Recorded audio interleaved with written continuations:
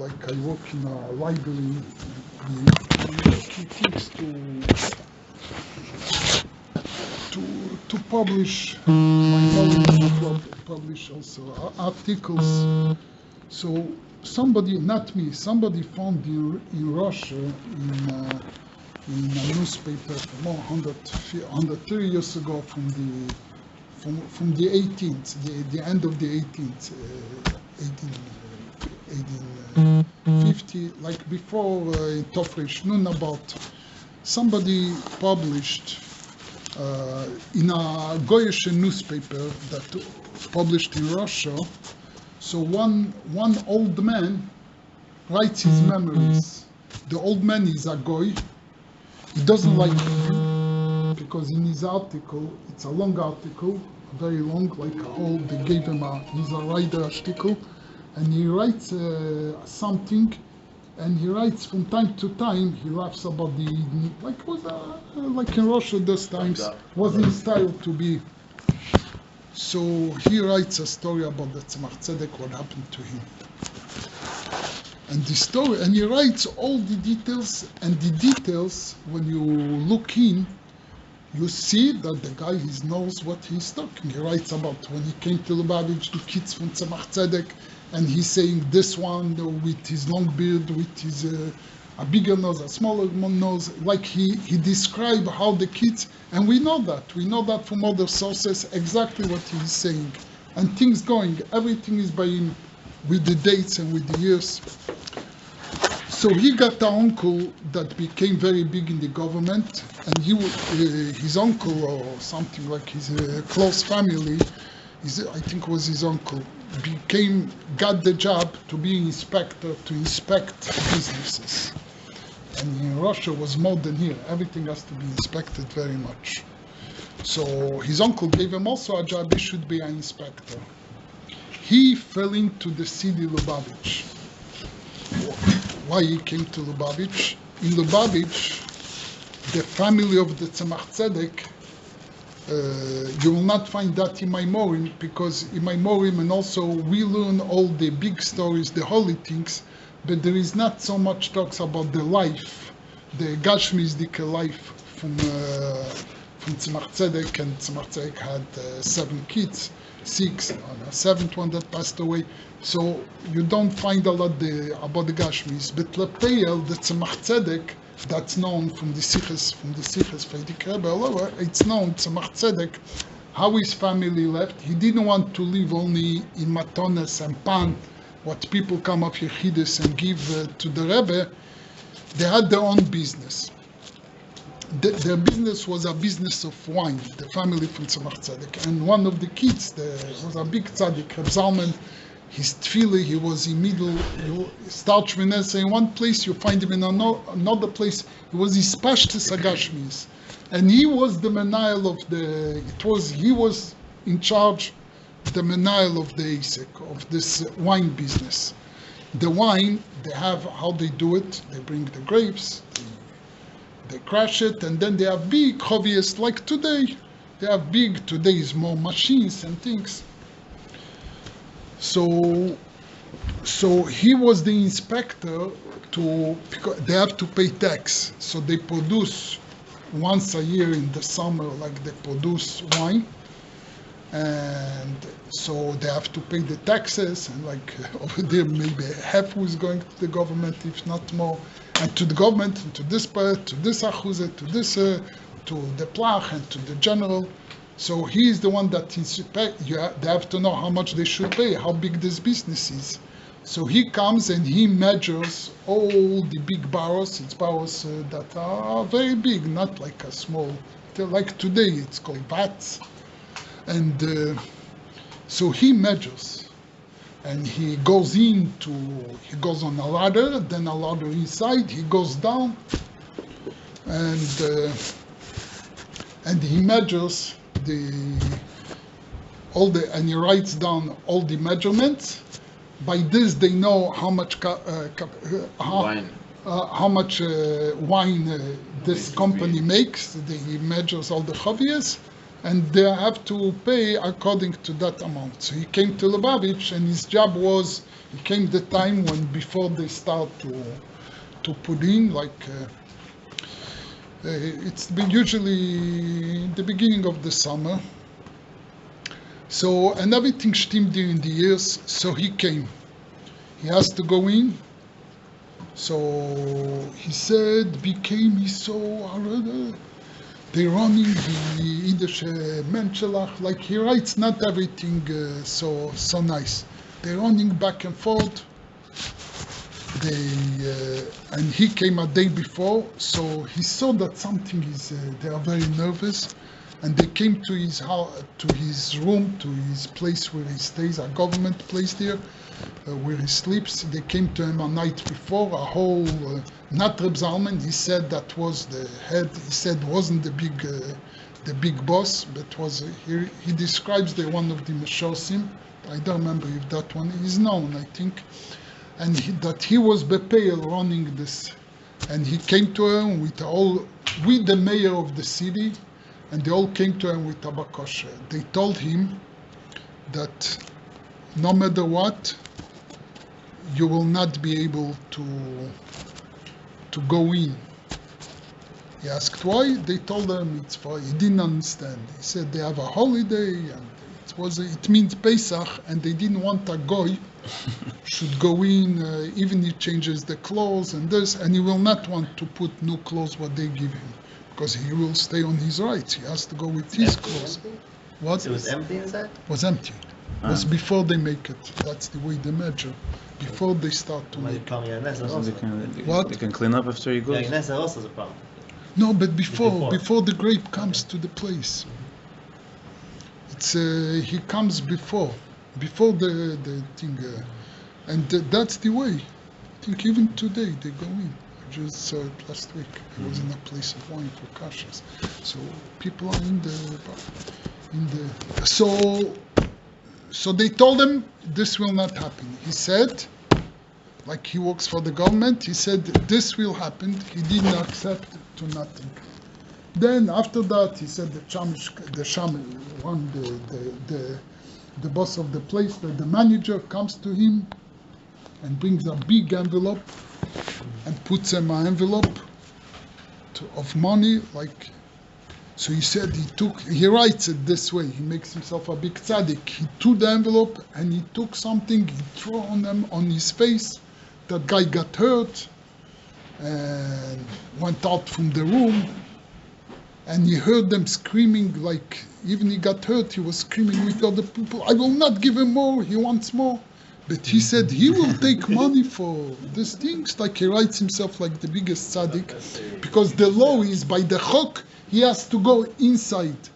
So here, like he keeps the law. He will not come and measure. They told him, you stay outside. One of them will go in. You see how he measures. He showed you all the measurements. You're not losing nothing from you, to be honest. It's just not you will go. And they give you so much presents.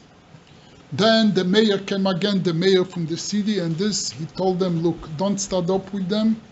The government wants we should be good with these people. They don't want fights. You have to do it.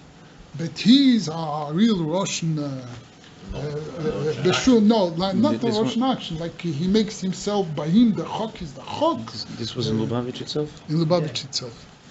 So the mayor of Lubavitch was not a Yid?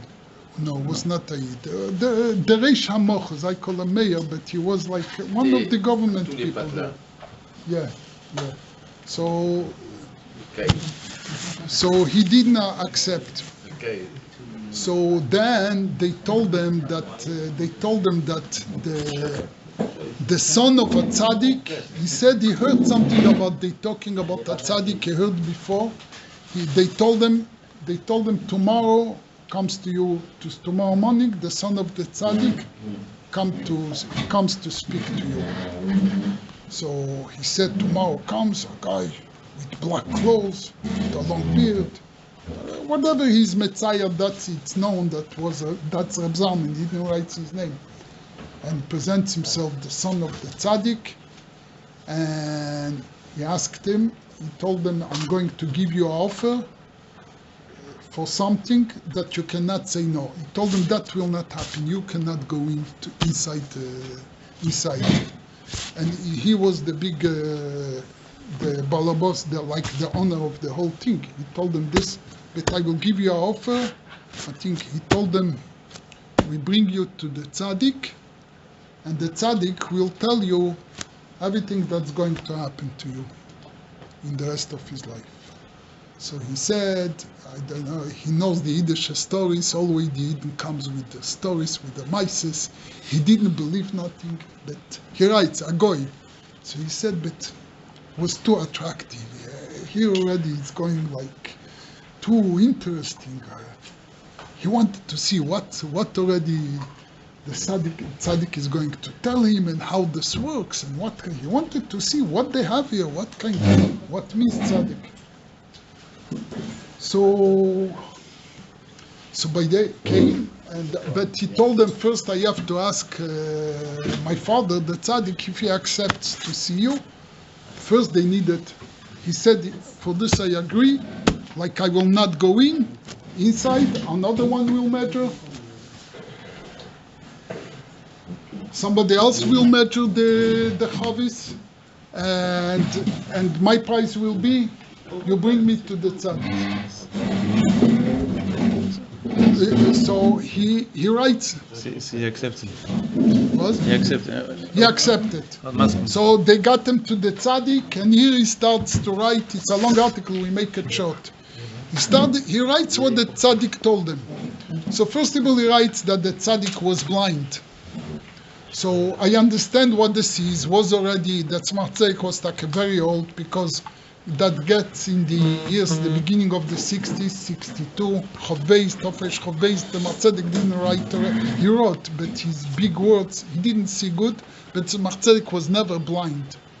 But it's known about the Tzemach Tzedek, you can't see the picture of Tzemach Tzedek, he has white clothes, he was going according to Kabbalah, Koleis Bgodechu Yulevonim, and his anhoge was like the Mekubolim. The Mekubolim had a thing, I saw that in places. They avoid to see a goy, because a goy carries with him things that are not kedusha and in his avir. So, and they are always in heiche ilmes. They are not in this world. They are in the ilmes heicheles kedusha. So they don't like to see goyim. So he told Tzemach Tzedek the oldie is blind. But he said they got him, so he stand up from his place, and he took his hand from this guy, was holding his hand, and the guy was thinking that because he holds his hands, he feels like that's the way he understood. Tzemach Tzedek feels. Tzemach Tzedek told him that he told him everything, the years, how it will work. About in 6 months, you lose this job. You will not have a job. Then you will travel in this place. Like you will move somewhere. In that place, you're going to marry, because he wasn't married, this guy. And then he told them a certain year, like 10 years from now, 15 years, you will be arrested for political reasons. He writes everything what Tzemach Tzedek told him. But you will go out of it. You will have, Tzemach Tzedek told him, you will have 2 kids, and told him the whole, and you will end up, by the end, you will be rich, and you will end up in that area. So he said that was by him the biggest joke that can be, because his uncle just got the job. That's a life thing. His uncle is the balabos, the inspector, the head of the inspectors. That was an insured job for life. And he told them in 6 months you will lose the job. And he said, no one thing makes sense, like how I will end up there. I'm here all my life from this area, my parents and everyone. He said, no thing. Then he writes, tzaddik, not tzaddik, Eid, not Jews, not Jews. There is no one thing that the tzaddik said that didn't happen exactly to the thing. So that was his experience that he writes about with Eden. So for Baim was a wonder, like something they have this, and like he said, he didn't call these people tzaddikim, and in his eyes, the whole tzaddikim is like one that sees the future. He didn't understand that a goy, what you should understand, that's one of the parts because he's not from this world. So the Gashmi is, and the time is not mechase because he sees Lamailo min azman, the shegash, but agoy, what he knows. So he said that that's what he's doing. He sits and people come to him, he takes his hand.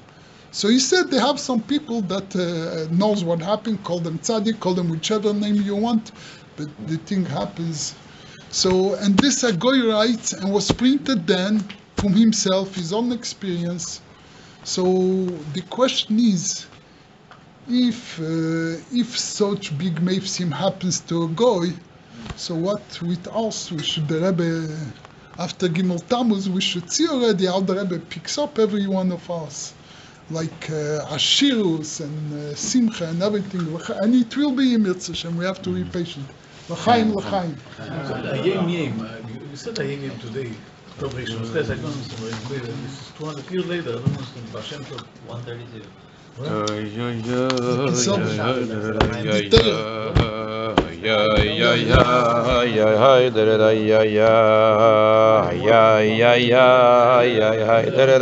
Yeah.